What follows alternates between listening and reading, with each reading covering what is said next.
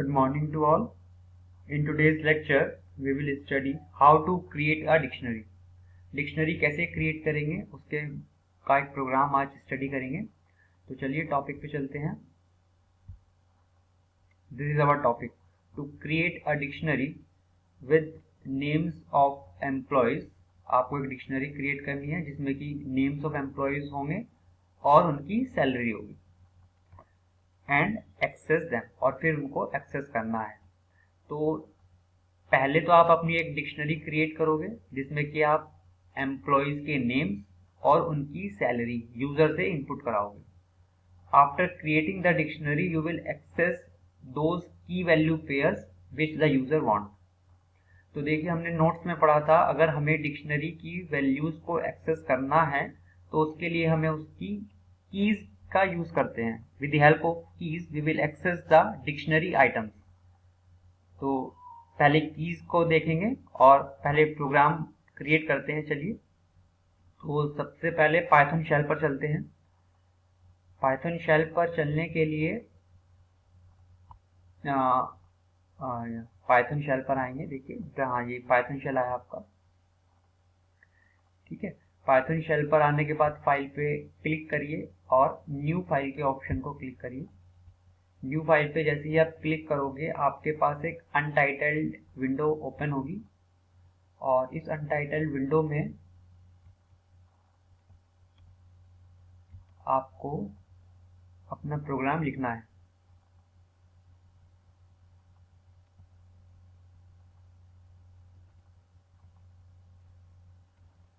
ठीक है स्टूडेंट, ये हमारी अनटाइटल्ड विंडो है. फाइल पर क्लिक करिए, फाइल पे क्लिक करिए और सेव के ऑप्शन को क्लिक करिए और उसके बाद आपको फाइल को अपनी सेव करना है. तो फाइल को फॉर एग्जांपल मैं सेव करता हूँ डिक्शनरी के नाम से DICT12 और इसको मैं सेव पर क्लिक करता हूँ. तो देखिए DICT12 के नाम से एक फाइल बनी है मेरी और अब हम इस पर अपनी कोडिंग स्टार्ट करेंगे. तो देखिए सबसे पहले एक कमेंट लिख देते हैं और कमेंट में लिखेंगे create a dictionary with names of employees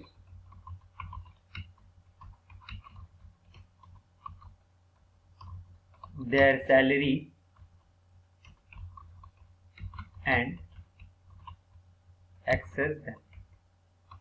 ठीक है स्टूडेंट, ये कमेंट हो गया. तो मतलब आप अपना सिंगल लाइन कमेंट के लिए हैश सिंबल यूज होता है. हमारा टाइटल है create a dictionary with names of employees their salary and access them. तो चलिए स्टार्ट करते हैं. सबसे पहले हम एक एम्प्टी डिक्शनरी को क्रिएट करेंगे. उसके लिए हमने रिकॉर्ड नाम से एक वेरिएबल लिया and I have taken this DICT function. देखिए with the help of this statement an empty dictionary is created with the name record RECORD. अब इस empty dictionary में हमको कुछ वैल्यूज इनपुट कराएंगे. तो उसके लिए सबसे पहले आप यूजर से इनपुट कराइए कि कितनी नंबर ऑफ एंट्रीज उसको करानी है. उसके लिए आप एक n वेरिएबल ले लीजिए और int फंक्शन में इनपुट फंक्शन को कराइए और इनपुट फंक्शन में आपको लिखना है enter the number of entries. ठीक है, आपको एक n नंबर से कितनी एंट्रीज यूजर को इस डिक्शनरी में रखनी है उसके लिए हमने ये लिख करा है n equals int और input enter the number of entries.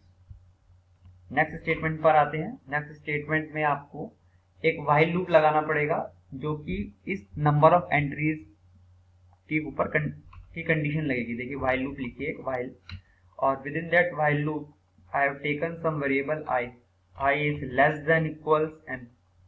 देखिए यहाँ पर एक i वेरिएबल लिया है तो इस i वेरिएबल को आपको इनिशियलाइज करना पड़ेगा. तो i को इनिशियलाइज कर देते हैं 1. आप कोई भी वेरिएबल लोगे तो आपको उसे इनिशियलाइज करना होता है, नहीं तो वो गार्बेज वैल्यू ले लेगा और फिर आपकी जो वैल्यूज में है उसमें चेंज आ सकता है. तो इसीलिए पहले इनिशियलाइज कर देना चाहिए. तो देखिए व्हाइल की कंडीशन लगाइए i is less than equals n. इस condition 1 is less than equals, for example n जो इनपुट किया है वो 5 है, तो 1 इज लेस देन 5 ये कंडीशन जब तक ट्रू होती रहेगी तब तक इसकी व्हाइल की जो बॉडी है उसमें जो स्टेटमेंट्स हैं वो एग्जीक्यूट होते रहेंगे। ठीक है स्टूडेंट्स, तो इसमें कॉलन लगाइए और एंटर करिए। यहाँ पर ये इंडेंटेशन हुई है, देखिए यहाँ पे पहले यहाँ से स्टार्ट हो रहा था, यहाँ से स्टार्ट हो रहा है, तो इसमें इस इंडेंटेशन में जो भी स्टेटमेंट्स होंगी वो सभी व्हाइल की बॉडी के अंदर स्टेटमेंट्स आएंगी। तो फर्स्ट स्टेटमेंट लिखते हैं इसमें a इक्वल्स, सबसे पहले हम एंटर कराएंगे नेम एम्प्लॉय का, तो उसके लिए आप इनपुट फंक्शन यूज करिए, इनपुट, और इनपुट फंक्शन में आपको स्टेटमेंट लिखना है enter the name of employee. आपको एम्प्लॉय का नेम इनपुट, यूजर को इनपुट करना है। ठीक है स्टूडेंट, देखिए यहाँ पे मैंने इनपुट फंक्शन को इंट में कैप्ट नहीं किया है, देखिए इसके बाहर इंट फंक्शन नहीं है। इनपुट फंक्शन एक स्ट्रिंग वैल्यू को रिटर्न करता है और नेम एम्प्लॉय का स्ट्रिंग में ही होगा, इसीलिए इसको इंट में करने की नीड नहीं है। नेक्स्ट हमको सैलरी इनपुट करानी है, तो सैलरी के लिए बी वेरिएबल ले लेते हैं। देखिए उसके लिए हमने इंट फंक्शन लिया है सैलरी के लिए। ठीक है स्टूडेंट्स, अब यहाँ पर आप enter the salary of employee, यहाँ पर आप यूजर से एम्प्लॉय की सैलरी इनपुट करा रहे हो। अब आपको क्या करना है, रिकॉर्ड जो आपकी ये डिक्शनरी है रिकॉर्ड, इसके वैल्यू में देखिए आपको स्टेटमेंट ये लिखनी होगी रिकॉर्ड ए, जो कि आपका नेम ऑफ एम्प्लॉय है। ठीक है, नेम ऑफ एम्प्लॉय है, उसमें क्या वैल्यू असाइन करनी है आपको, बी। तो इससे क्या होगा, जो भी आपका नेम ऑफ एम्प्लॉय है उसमें सैलरी उसकी असाइन हो जाएगी। रिकॉर्ड जो एक डिक्शनरी है उसके ए वैल्यू में क्या वैल्यू असाइन हो जाएगी, बी वैल्यू असाइन हो जाएगी। और ऐसा कब तक करना है उसे, तब जब तक i इक्वल्स i प्लस 1। तो देखिए यहाँ पर हम i को इंक्रीमेंट कर रहे हैं, पहले i 1 था यहाँ पे, अब यहाँ पे i 2 हो जाएगा, और फिर से वापस यहाँ पर स्टेटमेंट चेक होगी 2 इज लेस देन जो भी आपने n इनपुट कराया, फॉर एग्जांपल 5 इनपुट कराया, तो फिर से वो इनपुट कराएगा नेम ऑफ एम्प्लॉय और फिर से सैलरी इनपुट कराएगा यूजर से, फिर से वो रिकॉर्ड ए में जो भी आप वैल्यू रहोगे उसमें बी असाइन हो जाएगा, आई में फिर से इंक्रीमेंट होगा, फिर से वो व्हाइल की कंडीशन पर जाएगा, फिर से कंडीशन चेक होगी और फिर से ये स्टेटमेंट्स एग्जीक्यूट होंगी। तो ये ऐसी स्टेटमेंट्स, ये चारों स्टेटमेंट्स कब तक एग्जीक्यूट होती रहेंगी, जब तक ये कंडीशन ट्रू होती रहेगी। फॉर एग्जांपल आपने यहाँ पे enter the number of entries 5 किया, एन में 5 आ जाएगा, तो जब यहाँ पर आई में 6 हो जाएगा, 6 इज लेस देन इक्वल्स 5, वो कंडीशन फॉल्स हो जाएगी और तब ये व्हाइल से बाहर आ जाएगा कंट्रोल। तो देखिए यहाँ पर बाहर आने के बाद आपको क्या करना है, आपकी जो इस व्हाइल स्टेटमेंट, इस व्हाइल लूप से क्या हुआ है, आपकी जो एम्प्टी डिक्शनरी थी रिकॉर्ड, उस रिकॉर्ड डिक्शनरी में आपने अपने एंट्रीज जो उसके एम्प्लॉय का नेम है और सैलरी है वो आपने इनपुट कर दिए। तो अब आपको क्या करना है, अब आपको एक एल वेरिएबल लेंगे और उसमें रिकॉर्ड डॉट कीज फंक्शन, इससे क्या होगा, इस रिकॉर्ड डिक्शनरी की जितनी भी कीज हैं वो सभी इस वाले वेरिएबल में आ जाएंगी।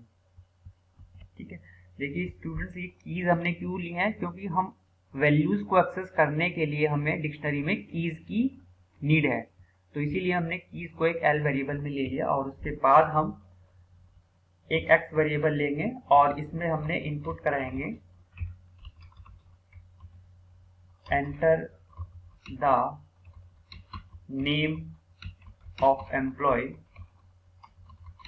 whose salary is to find।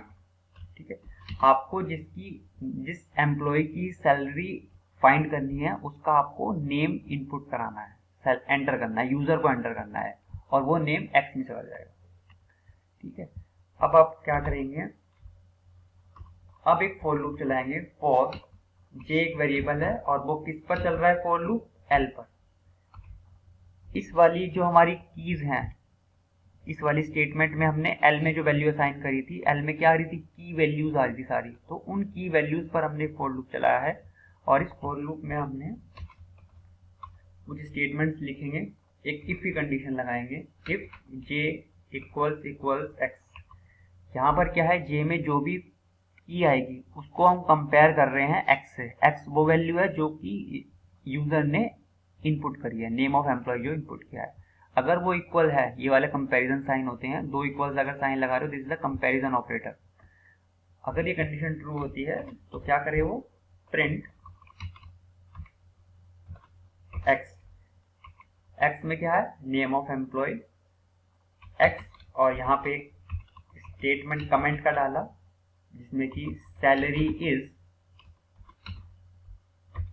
Comma लिखिए, और यहाँ पे रिकॉर्ड जो आपकी डिक्शनरी है उसके जे एलिमेंट पर, यहाँ पर जे जो की वैल्यू जा रही है उसको वो प्रिंट कर देगा। ठीक है, तो प्रिंट करने के बाद आपको ब्रेक का एक स्टेटमेंट लिखोगे आप। तो इससे क्या होगा, जैसे ही वो आपको वो एम्प्लॉय फाइंड होगा, उसकी सैलरी फाइंड होगी, ये स्टेटमेंट एग्जीक्यूट हो जाएगा, और ब्रेक के बाद वो फोर लूप के से बाहर आ जाएगा। फोर लूप की जो भी कंडीशन है उससे वो बाहर आ जाएगा।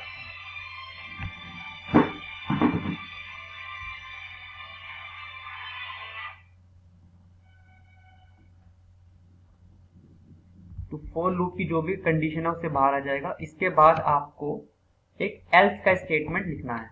तो एल्स के स्टेटमेंट लिखने के लिए आप यहाँ पे एल्स लिखिए, और एल्स में एक स्टेटमेंट लिखिए, प्रिंट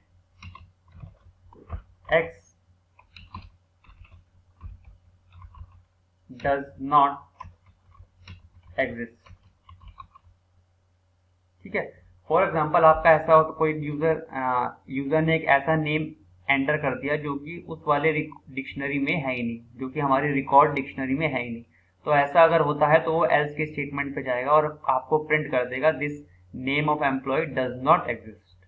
ठीक है स्टूडेंट्स, तो फोर लूप में जाएगा, फोर लूप में इफ की कंडीशन को चेक करेगा, इफ की कंडीशन को चेक अगर वो सेटिस्फाई हो जाती है तो वो प्रिंट कर देगा ये वाला स्टेटमेंट। और अगर इस वाले पूरी इफ की कंडीशन सेटिस्फाई नहीं होती हैं तो फिर वो एल्स पे जाएगा और करेगा डज नॉट एग्जिस्ट। ठीक है स्टूडेंट्स, तो ये प्रोग्राम बना है पूरा। अब इस प्रोग्राम को रन करके देखते हैं कि इसमें कोई एरर है या नहीं। Program must be saved, okay करिए। देखिए, enter the number of entries, वो यूजर एंट्रीज को पूछ रहा है कि कितनी एंट्रीज मुझको करनी है। तो फॉर एग्जांपल आप यहाँ पे 4 इनपुट करते हो। Enter the name of employee, name पूछ रहा है एम्प्लॉय का, तो आप कोई भी नेम डाल सकते हो रैंडमली। तो आपने अमित इनपुट किया,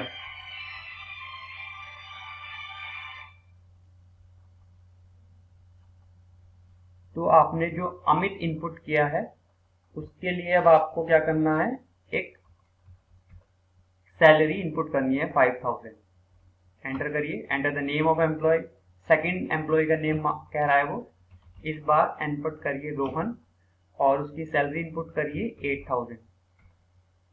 इनपुट करिए नेक्स्ट, फॉर एग्जांपल आपने जे इनपुट किया और इसकी सैलरी है 4000। नेक्स्ट एम्प्लॉय है, फॉर एग्जांपल आपने गगन इनपुट किया, तो गगन का आपने नेम इनपुट किया और आप सैलरी उसकी इनपुट कर रहे हो 7000। ठीक है, तो देखिए यहाँ पर इन चारों स्टेटमेंट से आपके अभी तक ये जो स्टेटमेंट्स हैं इनसे क्या करा आपने, 4 एम्प्लॉयज की नेम और उसकी सैलरी इनपुट करी है। अब वो कह रहा है enter the name of employee whose salary is to be found. आप उस नेम एम्प्लॉय का इनपुट करिए जिसकी आप सैलरी फाइंड करना चाहते हो। तो for example I have written here Gagan, enter करिए। देखिए एंटर क्या है, गगन सैलरी इज 7000। तो उसने हमने गगन की जो सैलरी थी वो 7000 है। तो इस तरीके से आपका ये प्रोग्राम रन होगा। ठीक है स्टूडेंट्स, और इस तरीके से प्रोग्राम रन होगा। फॉर एग्जांपल आप एक कोई भी ऐसा एम्प्लॉय का नाम सर्च करते हो, फॉर एग्जांपल आपने कोई भी नाम इनपुट करते हो XYZ और वो आपकी लिस्ट में है ही नहीं, तो आपका वो प्रिंट करेगा this is not found, this does not exist. ठीक है, ओके, थैंक